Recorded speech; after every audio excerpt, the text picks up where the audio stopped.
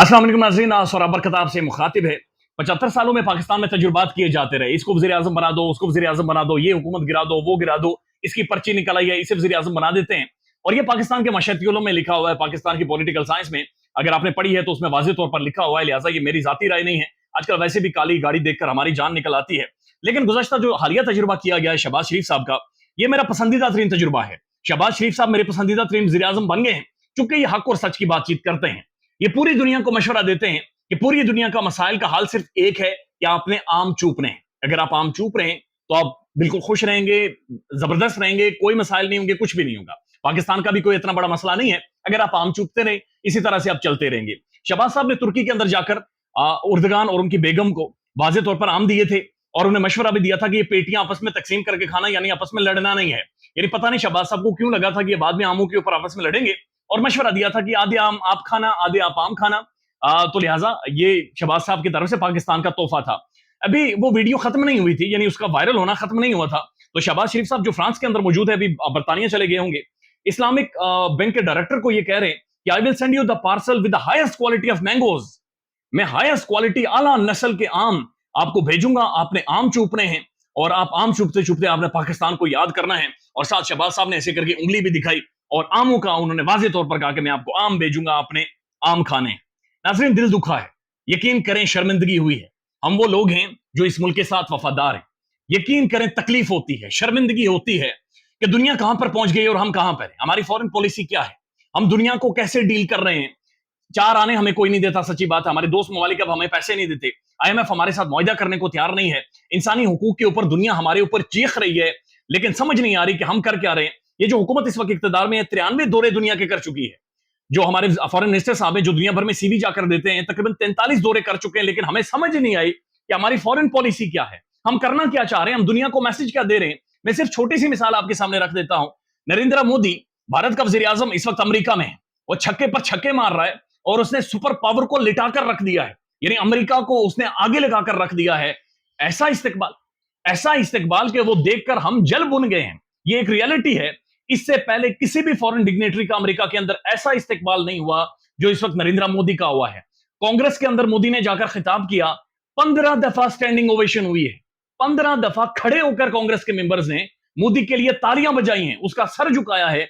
और तारीख में पहली दफा कांग्रेस के अंदर जीए मोदी, भारत माता की जय हो और इंडिया के नारे लगे। ये अमेरिकन कांग्रेस की बातचीत कर रहा हूं, ये मैं कोई इंडिया की या फिर किसी और जगह की नहीं बात कर रहा, वहां पर नारे लगे हैं। नरेंद्र मोदी ने कांग्रेस के अंदर खड़े होकर यह कहा वाज़ेह तौर पर कि हमारे मुल्क में 2500 पॉलिटिकल पार्टीज हैं, हम असल जमहूरियत के मालिक हैं, हम जमहूरियत चलाएंगे, हम जानते हैं कि जमहूरियत कैसे आगे बढ़ती है, हम जमहूरियत के माई बाप पे सीना ठोकर मोदी ने वहां पर कहा।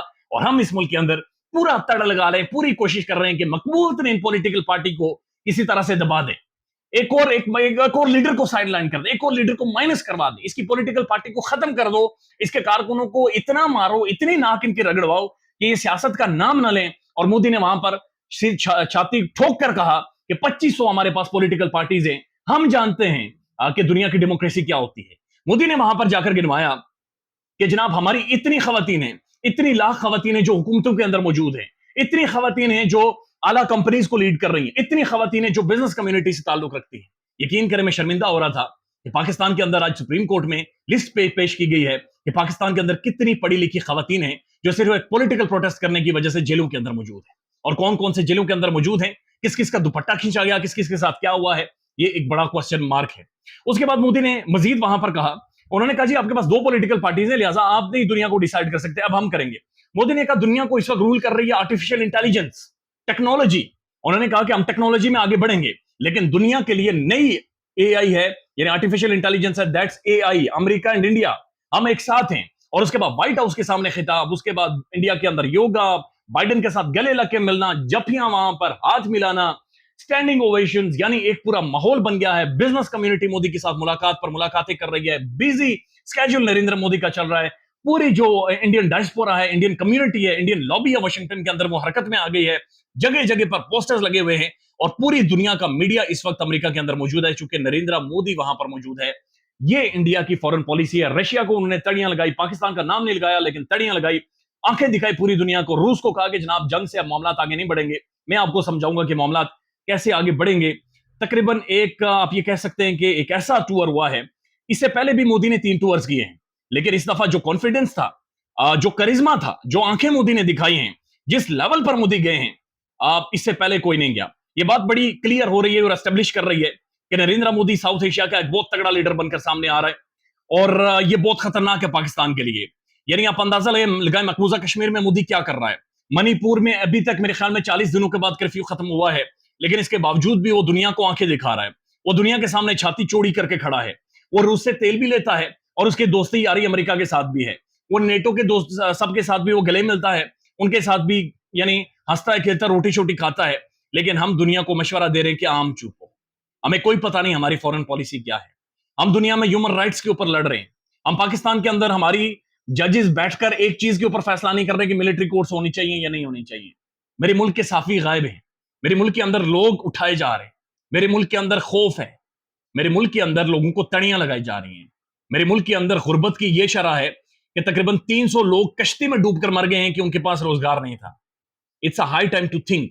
खुदा वास्ते सोचें इस चीज के ऊपर, बराए मेहरबानी सोचें। दुनिया हमें देख रही है, हमने दुनिया में जाकर मुंह लगाना है। हमारा ओवरसीज एक डायस्पोरा है पाकिस्तान का, पाकिस्तान की एक पहचान है।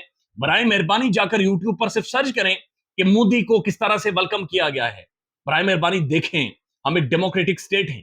बराए मेहरबानी इन चीजों को समझें। दुनिया आम नहीं चूकती, दुनिया इससे आगे निकल गई है। दुनिया ने आम खाने छोड़ दिए हैं। या तो इन आमों को काटो एक दफा, या फिर ये फारिग करो, आम उगाना बंद कर दो, ताकि कम से कम हम कोई और बात करें। आम चूपने से तो कम से कम हम निकले। ख्याल रखिएगा अपना। अल्लाह हाफिज।